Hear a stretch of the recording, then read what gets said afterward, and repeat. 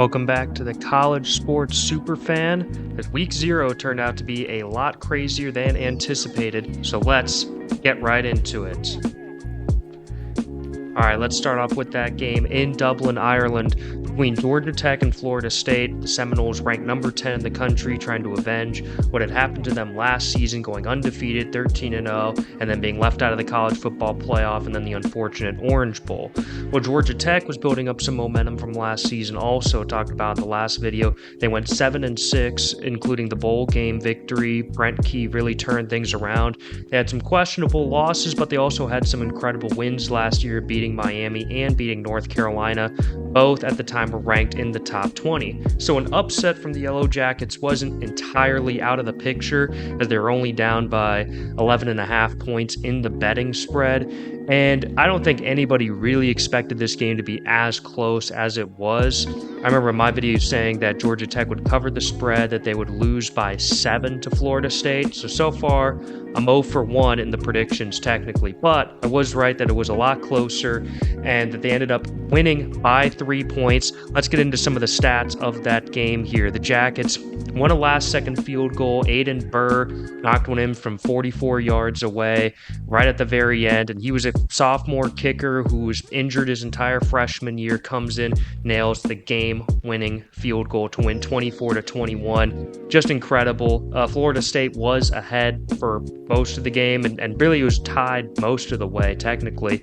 But the Seminoles just seemed like they were more in control of things. But here's what I wanted to say about this game. Florida State had the most perfect start. Picture perfect drive. They were running the ball super effectively, even though Georgia Tech supposedly had a great front seven. Florida State was moving the football with ease. DJ was throwing little short passes, but they were working so well. The running back, Roydell Williams, and Lawrence Toafili, the ACC championship game MVP, who scored the opening touchdown as well. Both of them were running so well. It's like, wow, okay, the Seminoles really have something going here. Just a nice drive. And then to get the 2-point conversion as well, the trick play, the swinging door trick play. All of a sudden, it's 8-0. Then the weather change as well. Rain starts coming in really heavily. So if you're Florida State, this is the best start ever. You're up 8-0. Georgia Tech has to deal with rain coming in heavily. To me, in that moment, I feel like God was testing Georgia Tech. He's like, okay, I'm going to throw everything at you. How are you going to respond? If you respond back, you'll win this football game. If you allow yourself to be defeated by all these things that have happened, you're going to lose this football game. And what happened? Georgia Tech goes right down the field themselves, despite the weather, despite Florida State's strong start, and they answer right back, score a touchdown, and we have ourselves a ball game the whole way through. So really incredible effort from Florida State. Let's talk about, from Georgia Tech, let's talk about that defense. They had 7 tackles for a loss, and then all 3 touchdowns were rushing touchdowns, so clearly the Yellow Jackets going to be a physical team. And I will say this about Florida State. One positive is their special teams is incredible. That's going to be an X factor that's going to win them some games. Having Alex Mastromano at punter, who is a preseason All-American punter, and then having Ryan Fitzgerald at kicker. He nailed a 52-yard field goal and a 59-yard field goal. So there's not many college kickers that are going to be doing that all season long. So the Florida State special teams is going to win them some ball games. So that's some positives to take away for the Seminoles. The other interesting factor I wanted to talk about Florida State here is that Alex Atkins is suspended. That's one thing I didn't factor into my previous video, but he is suspended for the first 3 games of the season.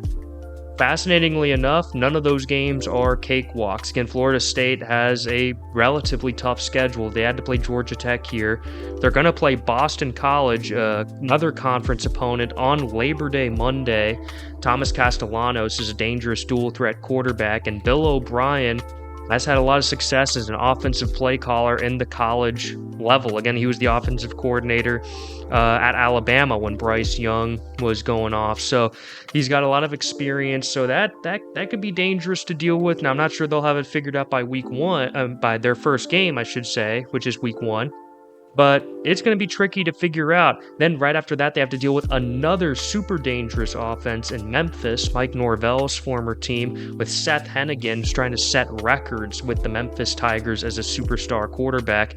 And you don't have your offensive coordinator for both of those games. And we saw how Florida State's offense, just after that first drive, just seemed like they weren't confident in the passing game. Either DJ was lacking confidence or the coaching staff was lacking confidence in him. But something's got to get figured out for that. And you look at Georgia Tech's schedule coming up as well. Before the season started, I was thinking the Yellow Jackets would take a step forward, but I was thinking they would go 7-5 this year, which would be an improvement, and that would be really good. Let's just say everything else stands. Obviously, with this upset win, that means that Georgia Tech, in my eyes, now goes 8-4. Big step forward, but hey, who knows, the way they played that game, they could go even better than that. But an 8-4 season, in my opinion, would be remarkable. So as long as everything else goes out the way it should, that absolutely should be the case. I wanted to talk about some other things in week 0. Let's talk about New Mexico blowing a 17-point lead to Montana State. Twice the Lobos had a 17-point lead over the Bobcats. Some people were calling it an upset, but actually Montana State was slightly favored. There's one betting site that had Montana State up by 13, which I don't understand that, but one of them ones that I was looking at had Montana State up by 2.5, 3 points, which makes perfect sense.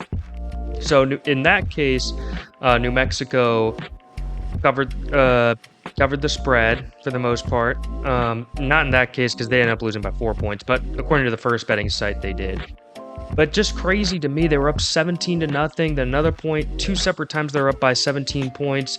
The passing game was looking so good. The defense was forcing turnovers, but finally, once Montana State got the turnovers under control, they were able to win the game, and they won right at the very end, 35-31. They are one of the best teams in the FCS level, and New Mexico is one of the worst teams at the FBS level.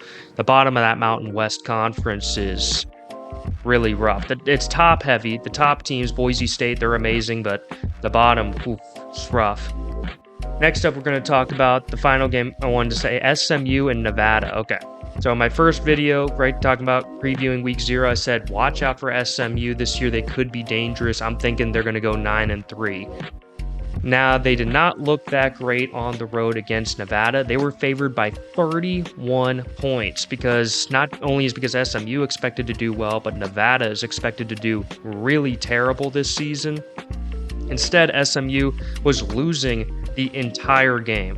They didn't have momentum. They were turning the ball over like crazy. Preston Stone did not look good. They brought in the backup quarterback Kevin Jennings, who had to play at the end of their last season, and he didn't look much better, so they put Stone right back in. Nothing seemed to really be working. The star receiver, RJ Maryland, was completely shut down in the first half, had nothing. But, let's get into the positives here. They win the game at the very end. At the end of the day, they get the win, 29-24. RJ Maryland goes off in the second half. 8 catches, over 150 yards, 2 touchdowns, including the game-winning receiving touchdown. Preston Stone led the team down the field, had the game-winning touchdown drive, which increases his confidence a lot, I believe, from this game. And at the end of the day, they went in and they won the game. Sure, they didn't win by 31 points, but they still won the game. And take a look at their schedule. This is what lines up well for SMU.